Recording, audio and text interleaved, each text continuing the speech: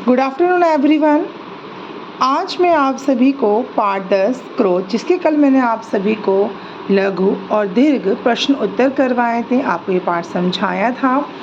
तो आज मैं आप सभी को उसी पाठ के पृष्ठ संख्या 60 पर आप सभी देख सकते हैं। ये एक निम्नलिखित अवतरण को पढ़कर दिए गए प्रश्नों के आपको उत्तर लिखने, यानी कि आपको एक पठित गद्यांश यहाँ पर दिया गया है। आपके पाठ का ही एक छोटा सा हिस्सा यहाँ पर लिया गया है और उससे संबंधित आपको प्रश्न भी यहाँ पर दिए गए हैं।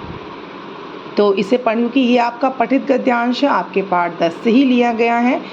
तो फिर भी एक बार मैं आपको इस चीज़ के बारे में दोहराई करवाते हुए बता देती हूँ कि क्रोध, मैंने आपको कल भी समझाया था और क्लास में भी जब हम पढ़ रहे थे इस पाठ को, तब भी मैंने आपको ये चीज़ अच्छे से समझाई थी कि क्रोध क्या होता है। मनुष्य के अंदर का एक भाव होता है जो बाहर निकल कर आता है, जिसे हम रोष भी कहते हैं, हम गुस्सा भी कहते हैं, हम क्रोध भी कहते हैं।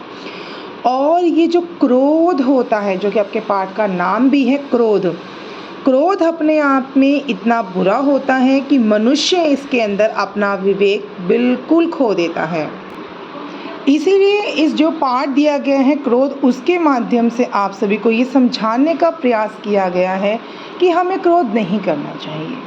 साथ ही साथ आपको ये भी समझाया गया है कि क्रोध किन परिस्थितियों में या किन हालातों में या किन स्थितियों में वो बिल्कुल सही है क्रोध करना। तो आज उसी पाठ का एक हिस्सा हम यहाँ पर लिया गया है, ये पठित गद्यांश हम इसमें पढ़ते हैं। क्रोध इतना बुरा विकार है कि वह सुविचार को जड़ से नष्ट करने की चेष्टा करता है।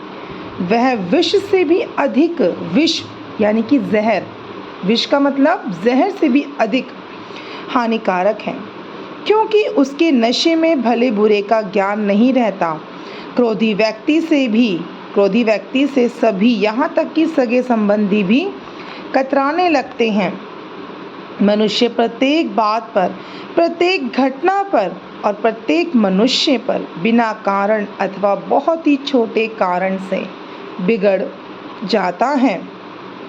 यदि क्रोध का कारण बहुत बड़ा हुआ तो वह उग्र का मतलब होता है बहुत ही भयानक, बहुत ही मतलब बड़ा, उग्र रूप धारण करता है। ठीक है।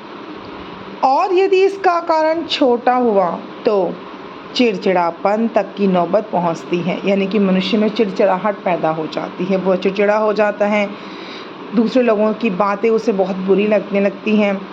इस प्रकार क्रोध या तो प्रचंड होता है या उपहासजनक, दोनों प्रकार से वह बुरा होता है। अब देखिए, क्रोध जो होता है उपहासजनक तब बन जाता है जब सामने वाला क्रोध में बड़बड़ाने लगता है या वो चिड़चिड़ाहट में आकर कुछ ऐसी हरकतें करता है जो कि उसे नहीं करनी चाहिए थी, तो वो उपहासजनक हो जाता है। क्रोध प्रचंड तब रूप ले लेता है अपना जब कोई बहुत बड़ी बात हो जाती है, जब वो उग्र रूप धारण करता है, यानी कि कोई बड़ी बात है उस पर क्रोध करता है। अब यहाँ पर क्रोध को जो बुरा विकार बताया गया है, विकार का मतलब एक अवगुण है, एक कमी शरीर के अंदर जो पैदा हो जाती है, वो क्या है?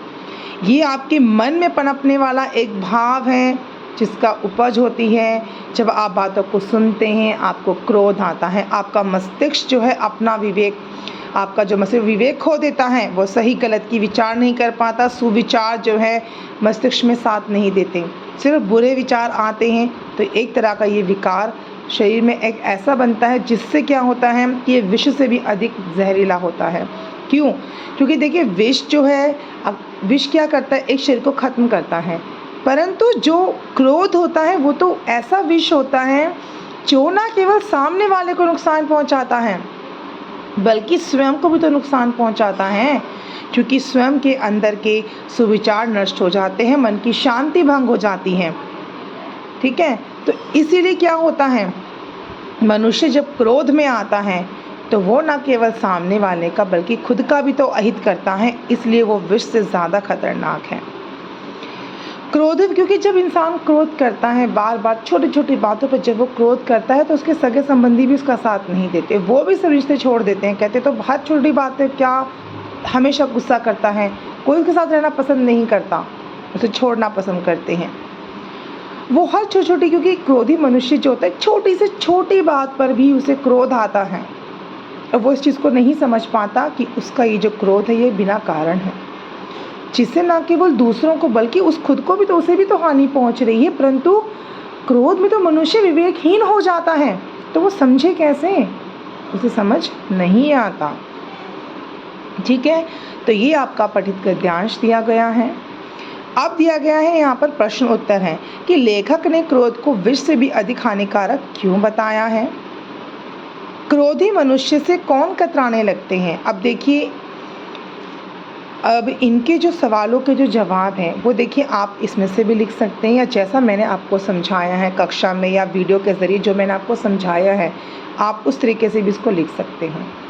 ठीक है, क्योंकि पर ये ध्यान रखिएगा कि इन सभी प्रश्नों के उत्तर आपको इसी पठित गद्यांश में मिल जाएंगे। और अगर तब भी आपको समझना आए तो एक बार दोबारा से आप पाठ को इत्मीनान से बैठकर आप पाठ को पढ़िएगा। पाठ को पढ़ने से आपको सारी चीज़ें आसानी से समझ आ जाएंगी।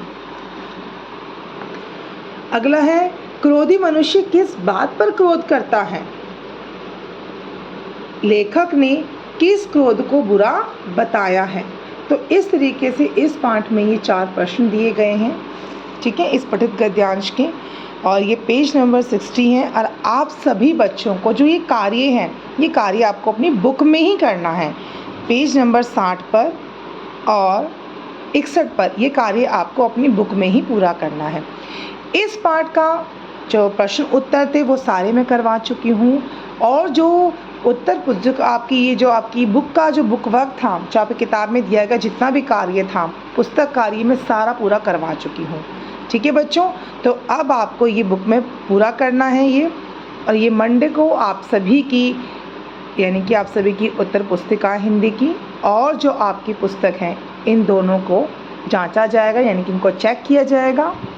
तो इसलिए आप सभी अपना कार्य पूरा करें, पुस्तक में भी और उत्तर पुस्तिका में भी। ठीक है बच्चों, तो आज के लिए इतना ही। Thank you.